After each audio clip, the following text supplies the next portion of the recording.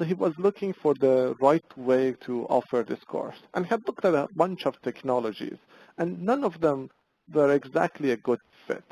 So there are quite a few solutions out there that are good for what they call mastery learning.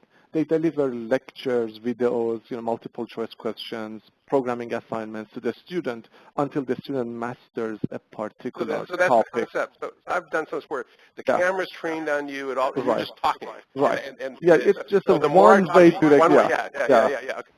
So it's a one-way channel of, you have the professor, you say, the professor knows the answers to all the, sort of questions you have, and we just, help you gain that knowledge. So it's sort of sage in a little box. Like that. Sage on the stage, yeah.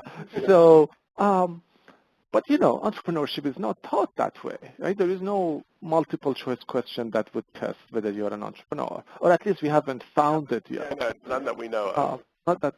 So we thought, is there any way to do this online? And I asked him how he does that in his Stanford course. So he teaches this entrepreneurship course in Stanford, which is pretty popular. To an audience of probably less than 100, around 100 students every year. And he told me, well, there I get the students to come, form a team. Each team works on their own project. They come give a presentation. They get feedback from their peers. They get feedback from mentors that I find for them. And that's the way the course works. And then I thought, well, maybe we should do that online. So I initially suggested that I commit a little bit time. A little bit of time. Yeah, a little. This was the beginning. This was the beginning. Yeah, exactly. Put in the water. Yeah, I put the total. So actually, I and my student committed 8 days, 4 weekends to him, and said we will put something together for you to simulate this. But what happened was that. But just a little time out. So even this, you're doing programming. Like you're sort of switching to right. So actually, I haven't had like a normal. Did you ever have any background in programming or like? Well, my degree is computer science, and I used to code a long time ago. So I had to actually, sort of, learn a few things. But I thought it's a fun project, and I'm helping a very good colleague of ours. Very good, and his, heart was in the right place. He really, was trying to teach as many people as possible. So I thought I'll help him out, and hopefully in the process I learned something. Right. So, we put this thing together, and then 80,000 people signed up for this course.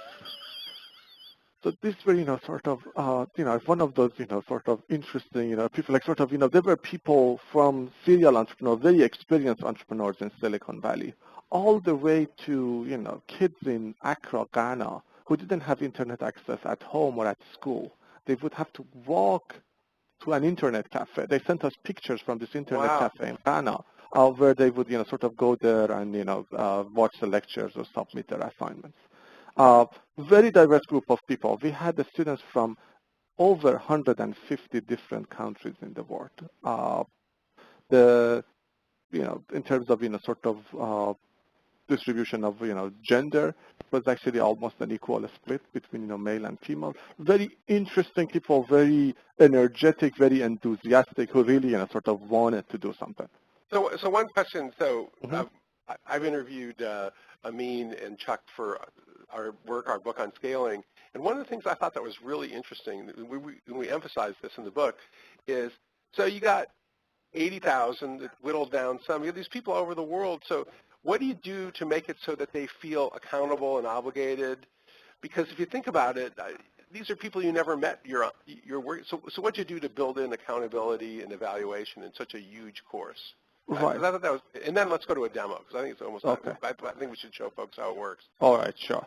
So the very first step of this was that we put them into a small teams. So you have accountability to an immediate set of peers. I actually, sort of wrote the first, clustering algorithm. We looked at their backgrounds of, what country they're from, what language they speak, what's their interest, whether they want to start a nonprofit, for-profit. And we try to put them into teams. So there is this research on what's the composition of effective startup teams. It's better if they are close to each other, but they have a diverse background. Like you match a business person to a science person You to a don't want 6 technology engineers person. or 6 dev people or Right. something Definitely not. Yeah. So we put them into teams and then said, submit your assignments, work together, submit individually or work together, submit together. But every time a team of students submitted something, they were rating each other. From Bob was a no-show to he was fantastic. He was a leader. So you would accumulate this ratings So from would you your get peers. like variation in how people rated each other? Oh, yeah, absolutely. So this was not like one of those things where everybody is above average. You actually got No, we got actually a very good, and actually it's not like a normal what's it distribution. look like? We actually get very fat tails in the sense that it's closer, it's something between normal and uniform. Okay. So you collect these ratings, and then the ratings would turn into a reputation score. And this It's is all something we call your public rating among the 80,000 students in the class. Yes, So everybody can see everybody absolutely. else's rating. Yes. So from the very beginning, and you talk about this in your book. Actually, I learned some of these later.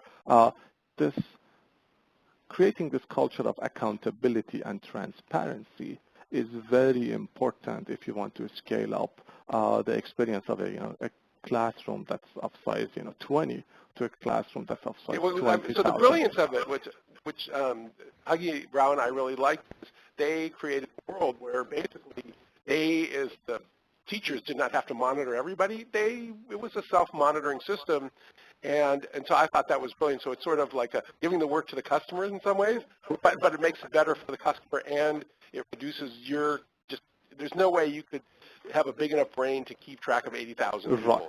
So I thought that was actually brilliant. Well, let's go to a demo. So we've been talking about it. So real quickly, when did your company, when did you sort of move from this class to a company? And then let's show them. Oh, yeah, absolutely. So, yeah, so if I fast forward, so the first course started, it was actually very successful. The students formed teams. They worked on a whole bunch of different projects.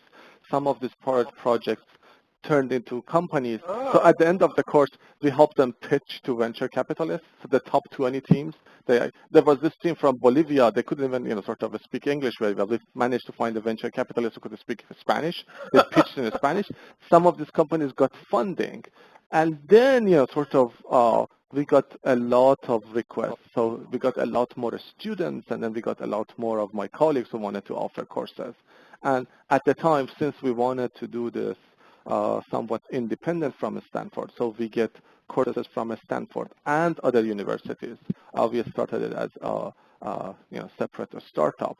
So, from somebody who writes papers, as you said, I turned into somebody who thinks about entrepreneurship education and very quickly becoming an entrepreneur myself. And now you're on leave as CEO. And by the way, just so I mean, why don't you prepare the demo? But just a comment about the Stanford Engineering School.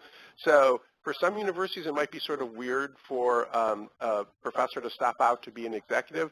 But this is in the great Stanford engineering tradition. And just to give you an example, our CEO, our president, John Hennessy, who was a guest in your class actually, John has stopped out to be a senior executive in startups several times, and is in fact the lead board member on Google. So for better or for worse, the Stanford Engineering School is a very entrepreneurial class, and what Amin is doing is actually not that unusual for our faculty, and is viewed as something that we sort of all win. So we want him to get his company started and then to come back and be a faculty member. That's the goal. Okay, so let's go to demo. Oh, sure. All right, let's see. I got to sort this out. Oh, so everyone can see my screen? All right, so actually the project started as a Stanford Venture Lab project, but since the range of courses that we are offering right now is broader than entrepreneurship, we call it NovoEd. So it's on novoed.com/courses/entrepreneurship. You can see the entrepreneurship courses. And, it's like, range of courses on from, how you start the startup, how to lead it, how to become how to pitch to a venture capitalist, how to finance it. But let me go to this Stanford course, Technology Entrepreneurship, Part 1, by chalk and show you how it works. So it's, as we mentioned, it's a free course. Anybody can take it. So this version of the course is started on September 16, 2 days ago, and you can still sign up. If you go to class, so it's as soon as you log in, the welcome, and then you can see the students who were active today, the lecture that's posted, the announcements, the trending threads on the site. Now, let me do, since this course has started only 2 days ago, there isn't much content. Let me go to a version of the course that was offered a little bit earlier and show you one of the teams that was formed. So this is the environment that we give to a team of entrepreneurs. So this team is called Empowered Epatients. So they have a nice logo, raise hell and change the world. Every team, they can create their business model canvas, so they can fill out, articulate what their business model is. They have a journal, so when they, they have a workspace, so they can collaborate together, submit their assignments, write, different, write down their ideas in the journal. I like their logo. Yeah. Raise hell and change the world. So let's look at one student profile. So since we are talking about accountability and transparency and how that can be used for scaling up, this student Andrea Downing, she is in Washington D.C. in the United States. On NovoEd since 1 year ago. Last activity about 24 hours ago. She has a team rank of 5 out of 5. So she's a very good student. Yeah. It starts with the bio. The goal is to empower patients to take control of their health. Course profile details, her interests. You can see all the submissions of the students. So whatever they have submitted, whether it's a business model, whether it's a review of someone else's business model, whether it's presentation on that they were going to submit to a venture capitalist. So actually at the very end, you can see the students' community activities. So this student has initiated 7 threads, posted 44 replies, received 52 votes, has written 4 peer reviews. So it's actually a pretty active and engaged student. And so one thing I like about this, you can see when you look at the site, first of all, it's very social. There's forums, there's all sorts of things to do. And then the other thing is, and you didn't talk about this other part, but it's worth talking about, that people would kind of get kicked off of teams, or they'd be pressured to leave teams when they weren't performing. Right. So the numbers went down. Still, many thousand people take it, but one thing I like about this is in many ways it's more accountability than in class, where I have to watch 60 or 70 students. In this case, they're all sort of keeping track of one another. So it's really been a pleasant surprise to me, and also you see how sort of lovely it is too. I think that it's got quite an aesthetically nice site. So do you want to do any more in the demo, or do you want to sort of talk about where your company's going? What do you want to do next? Let me see. Actually, probably I shouldn't do too much of the demo because, you can actually go, anybody can go check it out yourself. So I want to spend too much time on the site, as much as I like it and as much as I spend a lot of time. But I probably shouldn't. So here, since you mentioned, this is the at the close to the. So one of the things that we do is that we interview various leaders in the field on behalf of the students.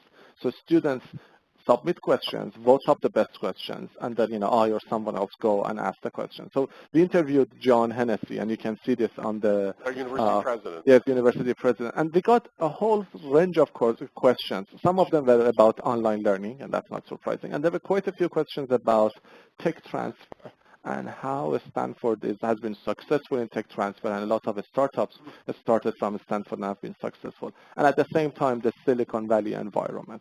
And I can understand that there is a lot of demand for it, and our goal is to create a virtual environment like the Silicon Valley using our entrepreneurship courses. So in a sense, and we'll talk about this when we talk about the trends, the first step is to open up access, and this is something that the Innovation and Entrepreneurship Certificate Program is also doing. Right, at a low cost, students all around the world can take a course and learn about entrepreneurship. But then the next step is to empower them, to help them have access to each other, help them if they like, sort of to form teams, to work on their own ideas, to give each other feedback, and to provide them with resources like mentorship and others so that they can that's take the another next thing step. about the platform is that you recruited these mentors who would then sign up and mentor teams all around the world too. That was another sort of social aspect. I just couldn't believe that. Oh yeah, absolutely. So we sent messages out. So some of the mentors were found by the students, but probably 50% of the mentors we found themselves. We just sent messages to people, and these were very busy venture capital. Like we had partners in Sequoia sign up as mentors on the program, and they were extremely generous with their time and extremely helpful. So we had, mentors who started by saying, "I'm going to mentor one team," and ended up mentoring 10. Oh yeah, I talked And to one of this those. is Our buddy Perry Claiborne lost control. right. One of the people who's involved in various courses around here, he ended up like mentoring about 6 of them. Right. So I guess the lesson is we just have to create the right environment and help people find each other. That's all what we are doing. And then, they learn from each other, they help each other, they actually, start their own venture. So maybe what you could do, I want to make sure, since our focus is on entrepreneurship and innovation for this certificate in particular, but I want to make sure to just give people a sense. So this was the very first one, and we'll talk to them about how you started your company, moving from just sort of you and Fernaz and Chuck, and you sort of have this company now. But give us a sense of how many different places and classes that NovoEd is being used, just to give people a sense of how much because it's only been about a year, hasn't it? It's actually less than a year. So I started in January full time, and then we launched the platform, the learning environment, officially in mid-April. Okay. So it's been, if you look at it, it's not very long. Yeah. But fortunately, we have, I think right now, around 15 to 20 courses in entrepreneurship. We have around 500,000 students who are interested in entrepreneurship alone from all around the world. So we have actually a very big contingency from Latin America. The biggest is still United States. Within the United States, the biggest is still California, but we are growing and making it more global. Yes.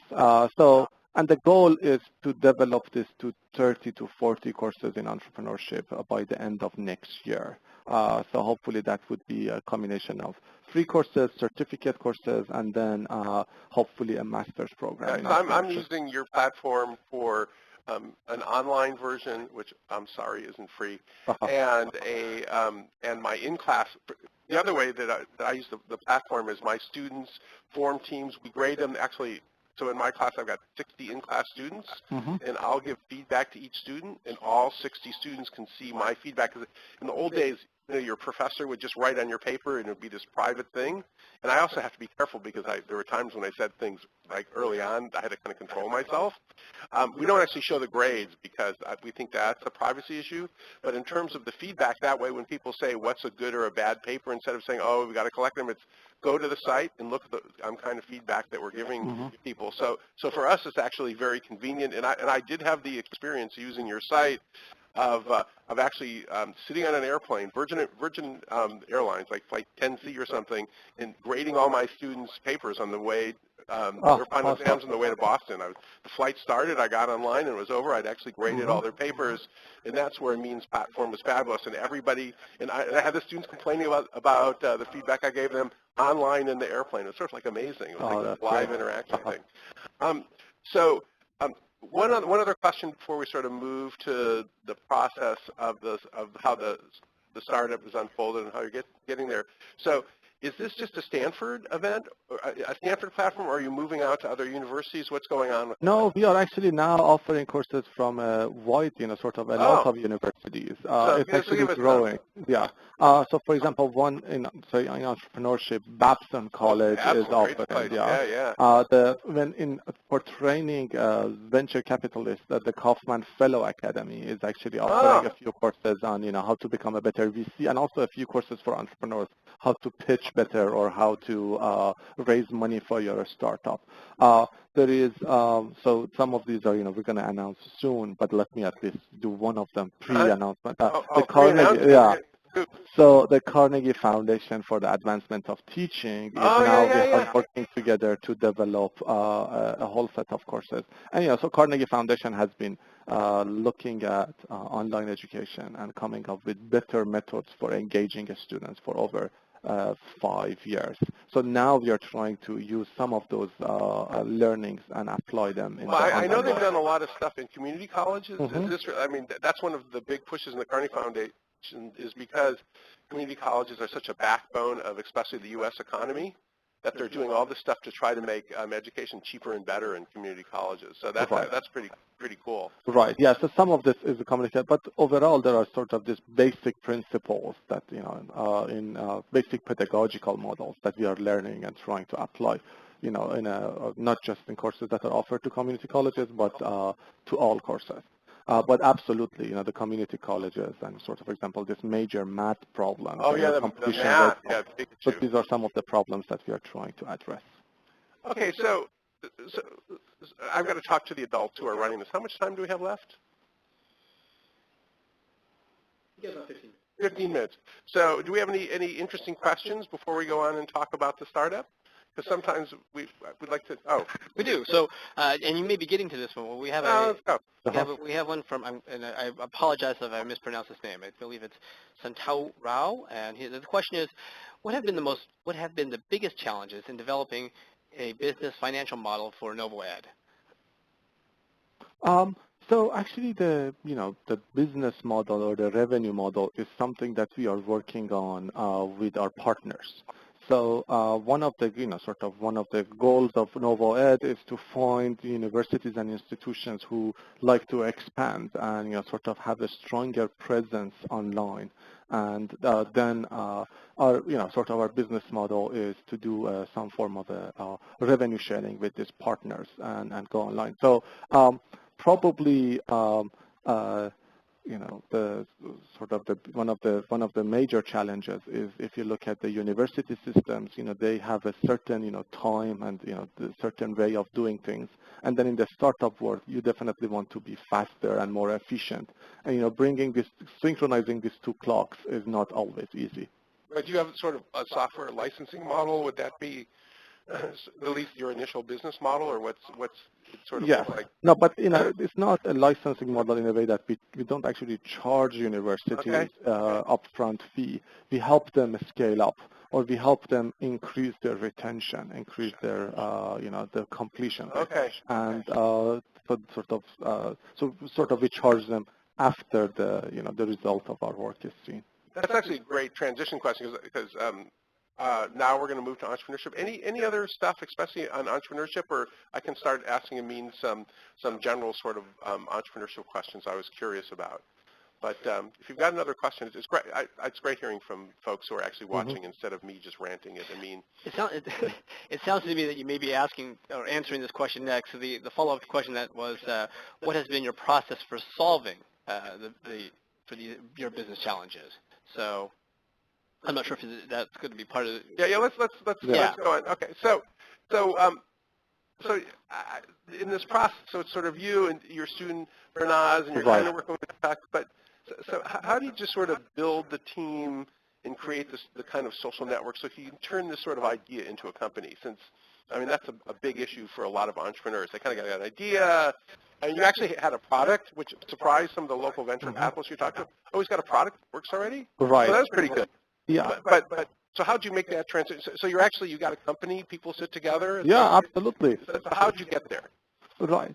So I think I would say for the sort of future entrepreneurs, the most important step is committing yourself.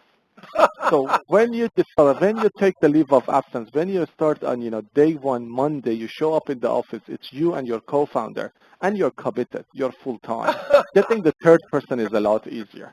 Then when you have, sort of a few other things going on, and, this may look like a project that you like a little bit, you may start, you may build on it, you may not. So I would say that the most important thing that I did that helps with the growth of the company was committing full-time to it. Okay, so you committed full-time to it, which is, I mean, you got a teaching responsibility, so you take a leave. Right. Then when you start building out the team, who'd you look for? Like, what do you need to be successful in your space? Because that next step from 2 to sort of 7 or 8 is, in entrepreneurship, we tend to think of big companies, but that initial step, lots of evidence, 2 to 7 or 8, one of the most important steps.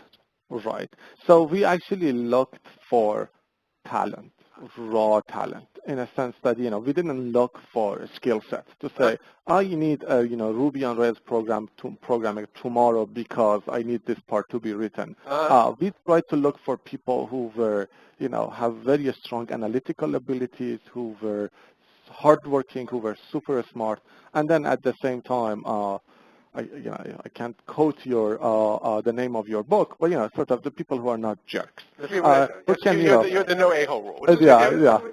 Yeah. So we want to exactly. So we want to make sure that it's a group of people that they can work together. So we have this operating principle when we are designing the site, and that's about empowerment, right? So if you look at the site, in a sense, it says, education is not about, it's not a one-way channel for, sort of transferring content. You have to actually empower the learner. You have to, give them an identity, help them actually find what they are looking for. Sort of fosters skills like critical thinking, collaboration, and communication skills. You're eating your own dog food. Exactly. So we are trying to apply this to our own company as well. I mean, just for folks on entrepreneurship, and this applies to innovation too, for company growth, there's kind of 2 basic philosophies, and you can even see this in very large companies if you compare Apple to Google, for example. There's some companies, from the very beginning, they want super specialists who are the absolute best thing in the world at this narrow thing. And then there are other companies that focus for sort of all-around players who can sort of grow their responsibilities with the company. So it sounds like you're going to the latter, the more googly sort of model instead of the more Apple model. Yeah, so our model is to hire very smart people and then try to get out of their way. Don't micromanage. That works. Ryan's got a look on his face. Yes. Yeah. Bring it on. So there's a couple of questions that are around funding, and if you could maybe just speak shortly to how you funded this venture. Oh, sure. So with funding, actually, we have been lucky. So we have been luckier than most. You went to like 1 million meetings. You were right. It's amazing how many people you met with. Right. It's not like somebody just came in and gave him money. There was a lot of talk there. Right. There was a lot of talk. Yeah. So for a certain period, I would talk to anybody who would talk to me. In a sense, for 2 or 3 weeks, I had quite a few meetings.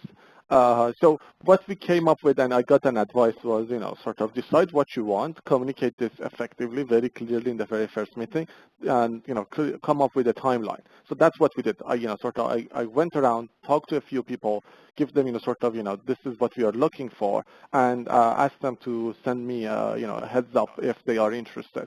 So fortunately, the interest we got into the company was 5 or 6 times more than what we actually were anticipating to raise. So we had to actually, change a few things, a few parameters, raise a little bit more money, involve more people. But the model was come up with a, sort of your pitch, talk to a lot of people, and be very clear about what you want. Great. So any other questions besides the money part? I'd be curious about because I think we've talked about that enough. Other aspects of the team or running the organization? So there were a few. We will have time for questions and answers after. One of the things that I think are interesting is we have kind of what's maybe the number one lesson that you learn about becoming an entrepreneur, from being non-technical, well, you are technical, but going into being an entrepreneur. So that, I think that's an interesting question that we have. And the other one that I think is also very relevant is the one where it says somebody who wants to be an entrepreneur and also work a full-time job, as you were doing as a professor. So the number one lesson I learned was that it's a lot of work. It's a serious thing. It's sort of, and this is among friends, sort of when you're an academic and you forget something, it's almost, sort of cute that, you're an absent-minded professor. It's not a big deal. But then when you're an entrepreneur, somebody has to get the paycheck at the, sort of, so you can't really forget things. You have to, sort of, there are... Wait, David Kelly is a professor and also an entrepreneur. He says, at Stanford, I can do what I want, but in my company, these people have families to feed. Right. It's a different, so it's sort of, 20, 30, 40 different kinds of responsibilities. And you can't really let, any of these balls fall. So you have to be on, sort of all the time. That's interesting. If you want to go ahead and continue. Yeah, let's go on a little bit. So how much more time do we have before we go to... About 5 minutes. Okay. Let's sort of step back and do some of the big picture. So you kind of got it. So how many people are actually in your company? So it's actually a small company, 8. So that's not trivial. Though. 8 people. You got to deal with personalities. There's a lot of evidence. The team size. Right. 6, 7, Mostly 8. my team has to deal with my personality. Yeah, but well, at least you're charming. It could be worse. So you've sort of reached about 8. But so where do you see the next few steps for your company? And then I want to talk about the crazy online ed space, since I know you have some ideas about that. But kind of give us, where do you think you folks are going for the next year? Like in terms of growth and scaling and brand and all that stuff. Yeah, so I used, I used to lose sleep over, what if nobody wants this? Now we have actually found a few partners who want to grow significantly using our technology. Oh, good. But now I'm losing sleep over, how are we going to deliver? So we're going to have from worried about demand to worried about dealing with the demand. Yeah. That's not so bad. Yeah, that's not so bad. Yeah, that's a good problem to have. But what it means is that over the next year, we're going to actually scale up faster. Okay. And, in that sense, we have to, try to make sure that we continue to apply these lessons on, sort of how to scale up but maintain excellence in the company. So you must spend, you're spending a lot of time hiring. So I know you're down in the sort of Palo Alto, Menlo Park area, and you say we moved to the city. Last week, I knew it was. Yeah. Oh, congratulations. Thank you. That's a new hip place to have a startup is in the city. So that's pretty. So that's by Twitter and everything. So okay. So I'm glad that things are progressing, and to me, going from worried about getting customers to having, so many you have to worry about how to handle them is an excellent sort of move. It's a good problem. It's a good problem to have, and it's something that every startup needs. But let's sort of back up, because you've been, even though in the sort of MOOC online education space, you've been doing it for about 1.5 years or 2 years? Right, 1.5 years, yeah, something like that. So this means he's actually way ahead of the curve of most places. So what have you learned about what makes it effective and the way that things might and should go in the future? Because this is something every university, every company is worrying about this right now. Right. So I think, if you look at the, sort of the first generation of solutions, MOOC solutions that came up with, and some of them are very popular. The popularity shows more the, sort of the symptoms of the symptoms? Yeah, they're not necessarily a solution to online education, to our, higher education. So what I'm expecting is that, given that there are more and more courses coming online, content becomes more and more commoditized in a sense that, right now, if you want knowledge, if you just want answer to your question, there are a lot of places where you can go and, find the answer to your solution. Now, another part of the education is the intellectual stimulation, right? So actually, one of my colleagues used to say, education is what you take with you when you forget the actual material, right? So, sort of, I actually like to talk about 4 C's: critical thinking, creativity, collaboration, and communication skills. These are if you go to college, these are the 4 skills that are called 21st century skills that you foster, that you sort of, our goal is that in this transition from brick and mortar to online learning, we don't lose these things. We actually find a way to use the social web to amplify it, to make sure that the students get that. And I think that's going to be the critical piece. That's going to be the part that sort of technology has. So it is interesting because there's been this sort of movement, and I see this in my own classes. I see it in my kids' high school classes, where they start having the flip model, where they actually receive the information online, but the purpose of the class is to actually have social interaction. Right. So we're seeing that happen, but the perspective you're talking about is actually more subtle, which is that if you've got a class, in your case, thousands of people who never met each other and may not meet each other, still to make it an emotionally satisfying and social experience that gets. So and to me, that's the great thing about your platform and your goal too. Right, absolutely. So in fact, a lot of these massive open online courses have a very low completion rate, partly because it's just a boring experience to watch video after video and sort of interact with your computer. But if you're interacting with other people online, that's that's a different story. That creates a whole different experience. So these are the things that we are actually building on. In terms of trends, I think actually online education is going to grow. It's here to stay. It's going to, and partly because of the scale of the classes that we are offering, we learn things faster and we get better. So we get, every time we offer a course, every time we give a team assignment, we learn a little bit more about which team compositions are better.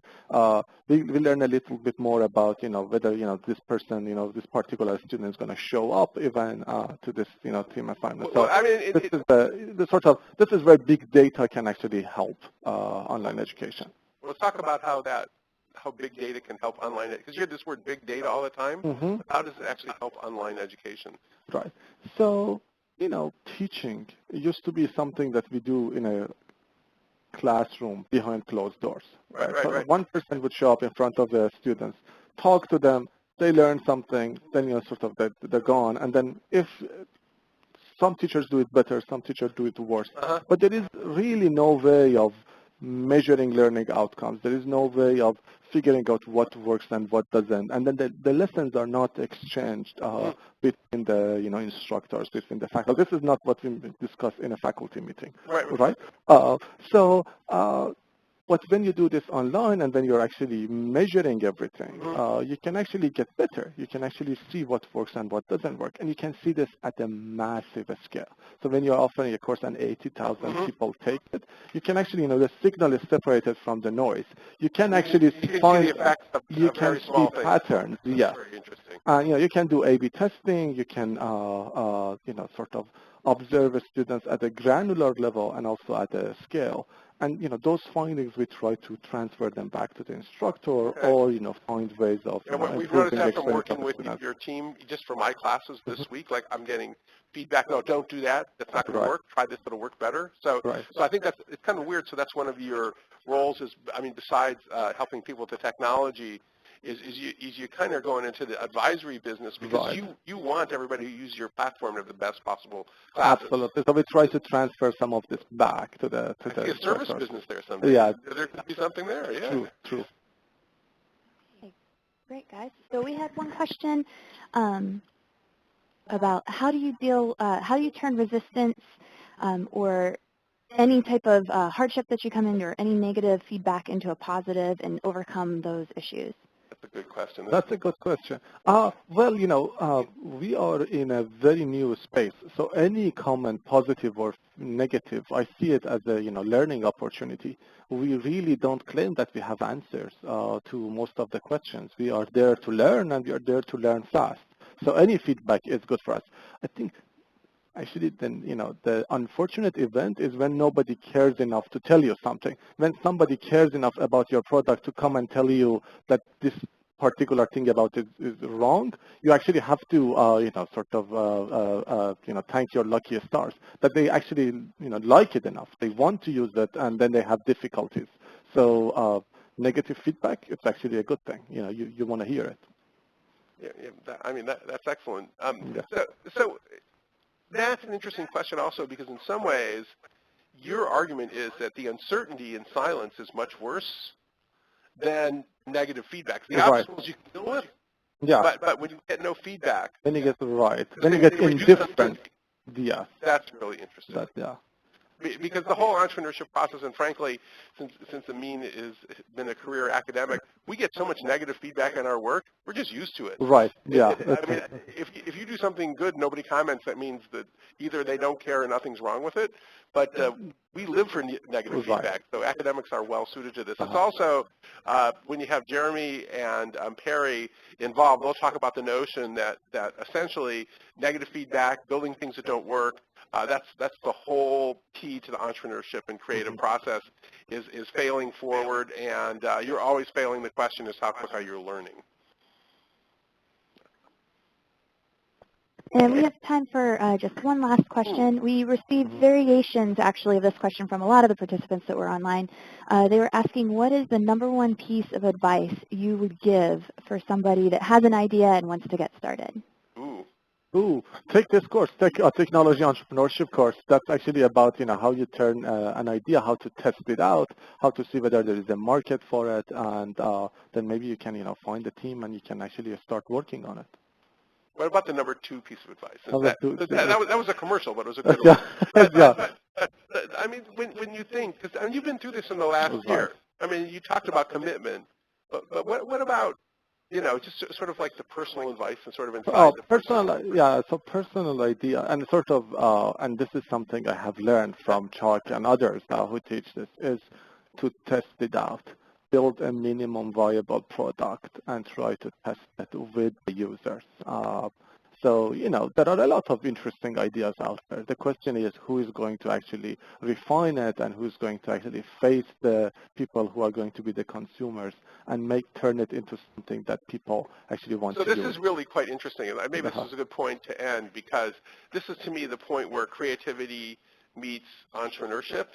And a little bit of big data, too, because creativity is sort of iteration, coming with all these crazy ideas. But where you can actually turn into a viable product is when you're moving forward at all times. And if you hear what Amin is talking about, they're using, people giving them specific feedback, but also by looking at the evidence from their big data. How many people are taking your class? Now, say that number again. For 500,000. 500,000 people. So they can, in addition to the things people say, they can see their behaviors and learn what succeeds and what doesn't, and keep moving forward. So this notion that everything is a prototype and you're always sort of moving forward, that's one of the themes that runs throughout all entrepreneurship, all the courses we're teaching at Stanford, whether it be the certificate program or anything else. So maybe that's a good place to end. So you become a serious prototyper, but you use big data too, and I like that combination of those two. All right. So thank you so much for joining our webinar. Thank you. Thanks for having me. Thank you. And it's always a pleasure to talk to Amin. It wasn't a very private conversation, but it was fun. But it was fun. Yeah, absolutely. On behalf of the Stanford Center for Professional Development, I want to thank both of you. We really appreciated it, and it seems from the interaction, our audience did too. For those of you who are able to join us, again, we appreciate having you today. We will be sending out the link to the recorded webinar within a week. So if you missed any part or want to replay it, you'll have that opportunity.